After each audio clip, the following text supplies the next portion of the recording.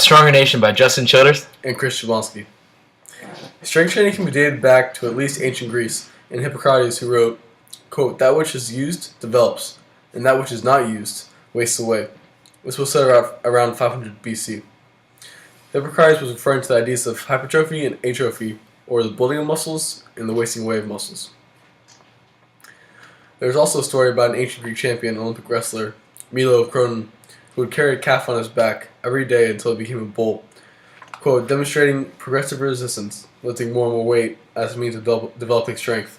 So this is talking about, like, as everybody knows, when you get stronger, you increase the weight and do more reps and stuff like that. And so this was the first documented case of increasing weight to gain strength.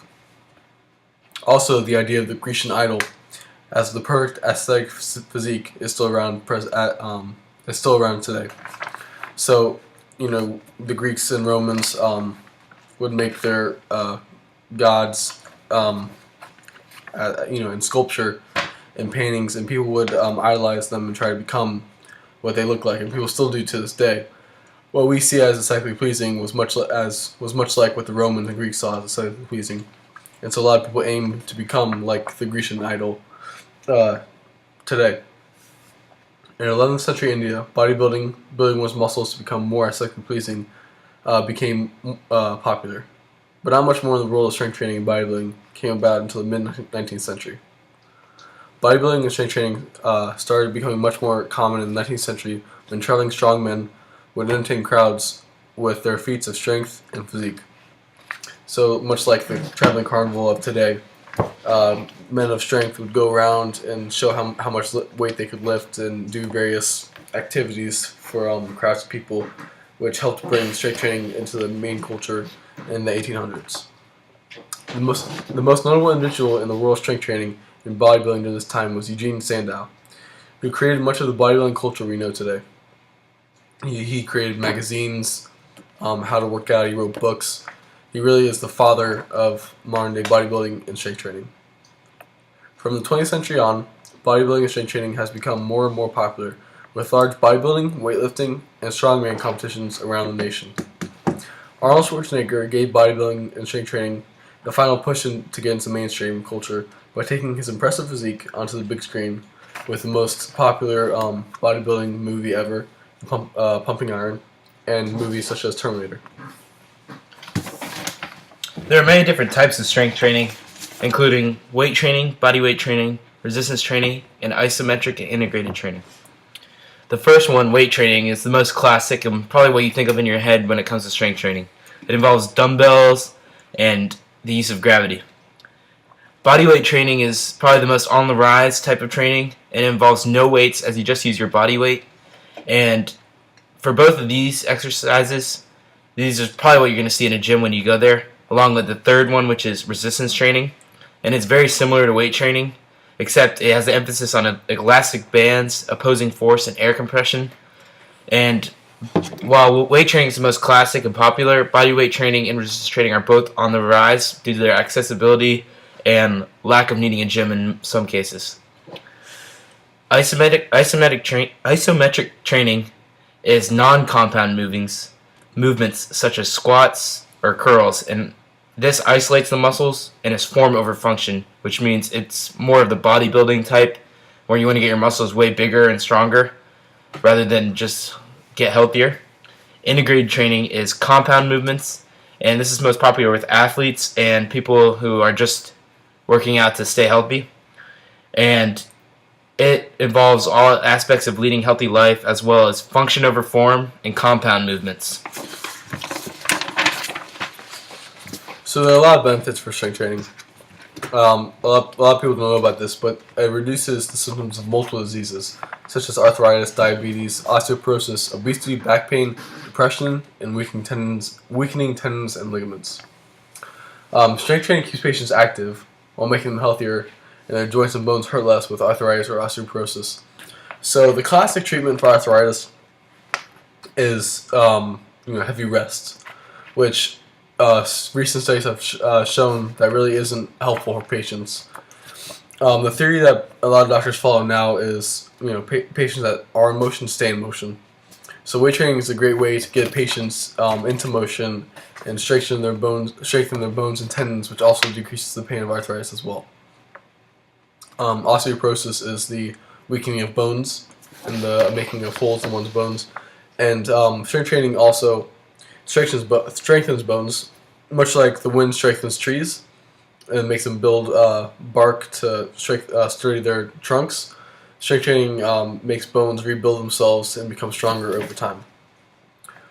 Strength training is also a great form of exercise that not only strengthens muscles all around your body, which can decrease pain like I mentioned, and decreases back pain as well, but also lets people with various ailments such as obesity, diabetes, and depression lead happier and healthier lives. So people with obesity and diabetes obviously are helped by losing weight, and strength training is a great way to do that. And with depression, studies have shown that people feel happier when exercising because, quote, exercise enhances the action of endorphins, chemicals that circulate throughout the body. Endorphins improve natural immunity and reduce the perception of pain. They may also serve to improve mood. So when people strength train or exercise, they become happier. And studies have shown that in cases of severe depression and moderate depression, exercise and weightlifting in particular has helped. Also, strength training is less monotonous than other forms of exercise, which means that more people will likely stick with it. It also burns fat while building muscle, which, people who are obese helps tremendously because the building muscle will decrease pain all around their body, and it also burns fat, which many people do need. Also, your basal metabolic rate is raised, which is your metabolism, and as many people know, your metabolism is how many calories you burn while just living. And when you build muscle, you start burning more calories when you're just living, and that helps people stay fit and lose fat. Also, strength training increases your aerobic activity, your aerobic capacity, much like cardio. So people think they need to run to have a healthy heart and healthy lungs, and while this is true, strength training can still be a major factor in your heart health. Also, many people won't strength train because they don't have access to a gym, but because of bodyweight's increasing popularity and how effective it is, and because it can be done anywhere, people really don't have an excuse not to strength train. Also, people can learn how to strength train from the internet. There are plenty of articles about body weight and resistance training, and the ones you mentioned, how to do all the different types of strength training. Due to the high rate of obesity, as well as the rising rate of suicide, the fact of the matter is, our nation's health is in jeopardy. In recent years, the obesity rate in adults has doubled, and even more shockingly, has tripled in adolescents. About 30% of the adult population is medically categorized as obese. This is in part because more than 50% of American adults do not get the recommended amount of physical activity to obtain the health benefits that physical activity can reap. A person dies by suicide every 13 minutes in the United States. About 15% of the population will suffer from clinical depression at some point in their lives. 7 out of 10 of the leading causes of death in the U.S. are directly impacted by being obese. If these problems are so prevalent in our society and are even causing the deaths of our citizens, then why haven't we looked at things such as strength training for an answer? The truth is, we have. With programs such as Let's Move and Shape Up America that put such an emphasis on cardio, which can be torture for many people as it is so monotonous, and although it is somewhat enjoyable for some people, many people regard it as the worst thing they've had to do. Many Americans are being left behind in the race against obesity. If we can implement strength training into these programs, not only will people be more physically fit, in a better place mentally, less likely to be depressed, and also more likely to stay with their chosen course of action to stay healthy, in comparison to if they were required to run 5 miles a day every day just to stay fit. Obesity and depression are killing Americans at an alarming rate. While strength training may not be a sure cure-all for obesity, it can definitely be a very useful tool. Not only can it improve one's image, but it can also save lives. This is why we believe strength training is an idea worth sharing. So behind us, we're also going to have a very basic PowerPoint of just 1 or 2 pictures for each section that we talk about. And then we're also going to add this study that we just recently found, so we don't have time to add it, of that scientists had run that proves the depression thing a lot more, because we want to get a little more into that and how it's not just about getting physically fit but also mentally. And so we're going to probably put one more paragraph in that we have these 2 studies that we want to talk about in here. So it might be a little longer. All right, thank you very much.